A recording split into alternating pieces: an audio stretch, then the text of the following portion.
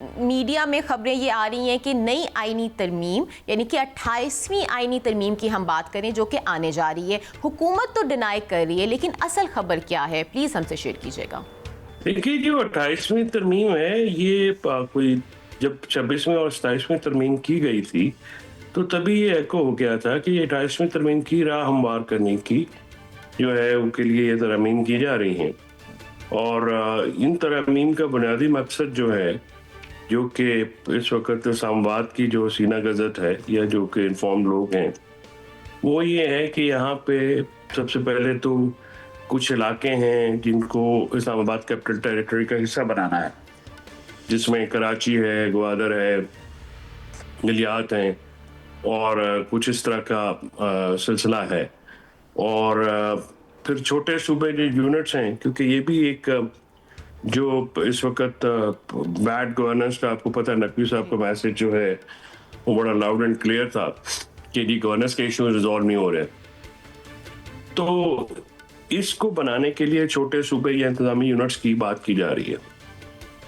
तो 28वीं तरमीम जो है, एज पर माई इंफॉर्मेशन, तो इनएविटेबल है, शायद वो अक्टूबर तक आ जाए, या क्योंकि बीच में अगर ये ईरान और इसराइल अमेरिका की जंग ना होती, अमेरिका और इसराइल ईरान पे हमला ना करते, तो शायद ये अब तक आ चुकी होती। लेकिन अब क्योंकि आज अभी शुनीद यही है कि शायद ये सब अक्टूबर तक टेबल हो जाएगी। इस वक्त जो नए सूबे की आप भी बात कर रहे हैं, तरमीम लाने की बात कर रहे हैं, तो अगर ना तरमीम लाई जा सकी तो फिर रेफरेंडम की तरफ भी बात जा सकती है। कानूनी आईनी तौर पर यह सब कुछ लीगल है, आपको कोई इब्हाम तो नहीं इस पर? नहीं, रेफरेंडम तो किया जा सकता है जी, रेफरेंडम तो कोई ऐसा इश्यू नहीं है और रेफरेंडम की तरफ बात जा सकती है। लेकिन मेरा ख्याल ये है कि अगर जिस तरह से आपने पीछे भी एक छोटी सी झलकी देखी कि नकवी साहब के बयान के बाद जिस तरह से बिल्कुल हुकूमत की छुट्टी हो गई थी, तो ये पार्टीज की शकत नहीं है कि वो ना कर सकें। तो बेहतर यही है कि एक पॉलिटिकल कंसेंसस हो, और रेफरेंडम से बात ना बनी तो शायद फिर रेफरेंडम से भी बात आगे चली जाएगी। ये होना तो है। दुरुस्त फरमा रहे हैं चौधरी साहब। बहुत शुक्रिया सैयद इमरान शफकत साहब, आपने हमें वक्त दिया है। मैं आपसे भी यही बात पूछना चाहता हूं कि इस वक्त मुल्क में कुछ हलचल चल रही है, रेफरेंडम की बातें हो रही हैं, 28वीं तरमीम की बात हो रही है, आपके पास क्या हमेशा वैसे खबर होती है, आज क्या खबर है आपके पास? शुक्रिया भट्ट साहब, जो चौधरी साहब बात कर रहे हैं, बात उसी तरफ जाती हुई नजर आ रही है और खबरें भी कुछ इसी तरह की हैं कि ये ख्वाहिश है, और ये ख्वाहिश अगेन जो बात उन्होंने की कंसेंसस के साथ होना चाहिए। तो अगर ये कंसेंसस के साथ होगा, इत्तफाक राय से होगा तो ही होगा, अदरवाइज अगर ज़बरदस्ती करेंगे, इम्पोज करेंगे तो ये चीज़ें ज़्यादा देर पा नहीं होती। लेकिन जो चौधरी साहब बात कर रहे हैं, खबर भी उसी तरह या उसी नीयत की चल रही है, और ये खौफ जो है ये सियासी जमातों के यहाँ भी पाया जा रहा है कि अगर ये हमने इत्तफाक राय से ना किया या ये इस पर इत्तफाक राय पैदा ना किया जा सका तो फिर रेफरेंडम या रेफरेंडम से आगे की बात चल सकती है। बात दुरुस्त है, लेकिन अगर हम बतौर सियासियात के तालिब इल्म के और सहाफत के तालिब इल्म के बात करें, तो इस तरह की जो ख्वाहिशात होती हैं जो इम्पोज की जाती हैं, या फिर ये कहना कि ये होना तो है, वो जो होना तो है ये एक तरह की एक धमकी सी होती है और एक खौफ सा होता है। लेकिन इनके नताइज माजी में क्या निकले हैं, यहाँ पर एहतसाब की ख्वाहिश भी यहाँ पे हमेशा से रही है, लेकिन ये जो ख्वाहिशात होती हैं ये इनफरादी ही होती हैं गालबन, और उन इनफरादी ख्वाहिशात की तकमील में कुछ लोगों को अपने फ़ायदे नज़र आ रहे होते हैं। अपनी किसी ने कोई दुकान चलानी होती है तो वो साथ मिल जाते हैं, फिर वो काम शुरू कर देते हैं, वो काम फिर चल निकलता है, लेकिन नतीजा कोई नहीं निकला। हाल के तौर के पर अगर किसी खानदान हुक्मरान जो है उसमें बुखार भी आ जाए तो वो कहते हैं कि ये भी घर से बाहर नहीं जाना चाहिए। यहाँ पर आपके नॉलेज में है कि पंजाब में बड़े बड़े पॉलिटिकल वर्कर्स हो गुजरे हैं जिन्होंने बड़ी कुर्बानियां दी, जिन्होंने जेलें काटी, सोबतें बर्दाश्त की, अपने पार्टी के धड़े को नहीं छोड़ा। जब अपोजिशन लीडर बनाने की भी बारी आई तो उनको अपोजिशन लीडर नहीं बनाया गया। वजह क्या थी कि ये जो क़यादत है, ये जो इक़्तिदार है, ये एक खानवादे से निकल के बाहर नहीं जाना चाहिए। तो ये खामियां पाकिस्तान की सियासी जमातों के अंदर हैं, लेकिन क्या वो खामियां दूर करने का रास्ता यही है कि कुछ लोगों की ख्वाहिशात के ऊपर पाकिस्तान का पॉलिटिकल कल्चर तब्दील करने के लिए पाकिस्तान ठीक कह रहे हैं सैयद इमरान शफकत साहब। मेरी राना सनाउल्लाह साहब से बात हुई है, उन्होंने कहा है हुकूमत को तो अभी तक एस्टेब्लिशमेंट ने सूबों वाली कोई बात की नहीं। आप पता नहीं क्यों ऐसी बातें मार्केट में शहजाद भट्ट साहब फैला रहे हैं। तो मैं आपसे जानना चाहता हूं फैसल साहब कि क्या ये लेफ्ट दिखाकर राइट मारने वाला कुछ चक्कर तो नहीं कि सूबों की बात करनी है और कहना कुछ और है। काबिल एहतराम फैसल भाई। देखिए सर, बात यह कि राना सनाउल्लाह साहब से तो बात नहीं करेंगे ना, बात तो वो वहीं पे करेंगे जो उनकी लीडरशिप है। ज़ाहिर है वो शहबाज शरीफ और आसद ज़रदारी साहब के उसने लेवल पे हुकूमत की मामला बात की होंगे। है सर, अपनी बात नहीं की, हुकूमत का कहा है सर।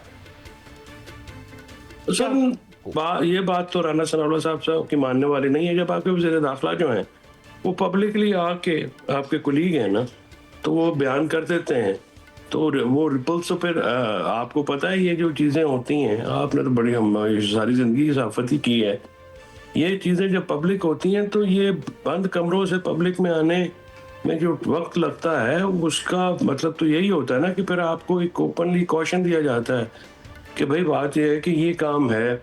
और फिर दूसरा आप देखें, ये बिल्कुल जो इमरान शफकत साहब ने बातें की हैं उनसे तो दूसरी राय रखना तो मुमकिन नहीं है। लेकिन इशू ये है कि क्या इस वक्त इन जमातों में इतनी सख्त है कि ये आगे से अपना स्टांस ले सकें, क्योंकि जो इनकी जो डिपेंडेंस है टोटल वो अपनी कारकर्दगी पे या वोटों पे तो है नहीं, ना ही अवाम से वोटों की जो है वो तो को कर सकती हैं ये दोनों पार्टियां जो मेन पार्टियां इस वक्त हैं।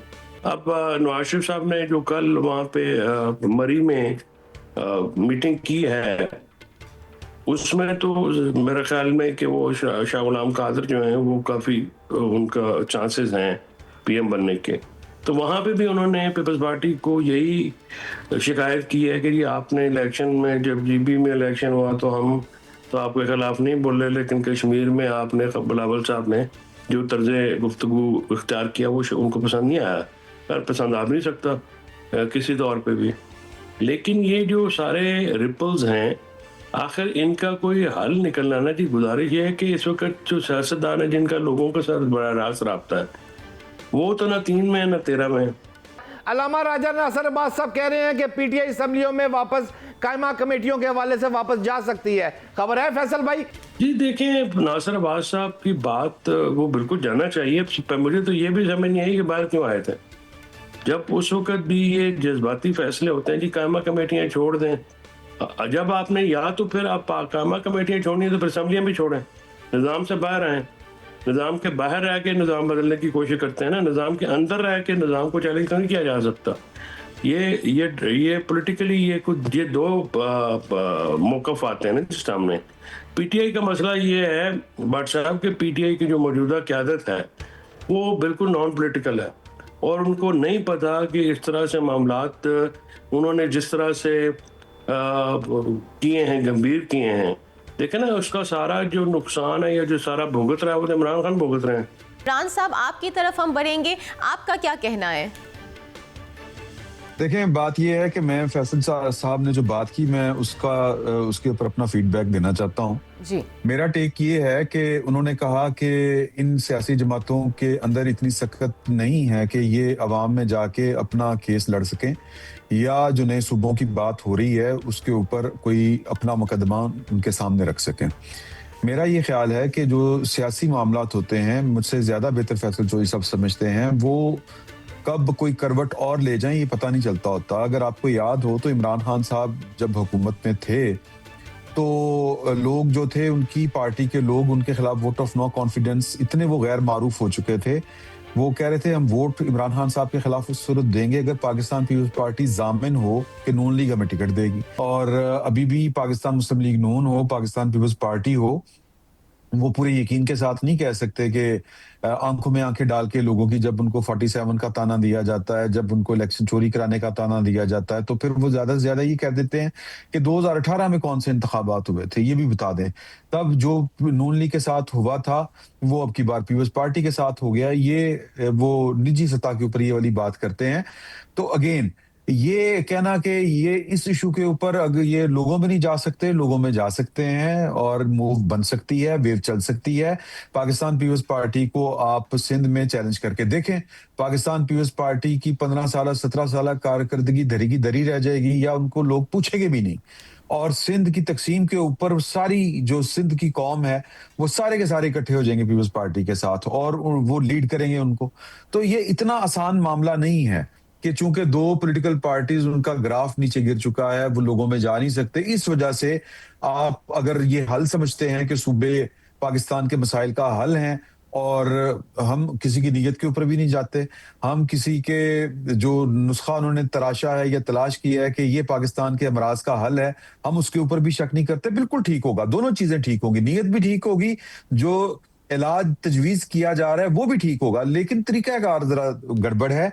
इस तरह के मामलात ये कौमें जो हैं ये बड़े वसी पैमाने के ऊपर डिबेट्स करती हैं। अगर इस आइन के साथ इस तरीके के साथ अगर आपने छेड़छाड़ करनी है जिस तरह से हुई माजी करीब में, वो भी इसलिए चल गई कि पाकिस्तान में जुडिशरी का एक अलग से एक हिस्ट्री थी, तो अदरवाइज शायद ये भी ना चल पाती। तो इस तरह मेरा नहीं ख्याल कि कंसेंसस डेवलप हो सकता है, कौम इस तरह किसी एक नुक्ते के ऊपर इकट्ठी हो सकती है। और ये कौम का मिजाज बदलने की बात है, कौम की सोच बदलने की बात है, और ये कहें कौमी जिंदगी बदलने की बात है। तो ये इतना आसान काम नहीं है, इट्स टू हार्ड, आप इस तरह से नहीं कर सकते।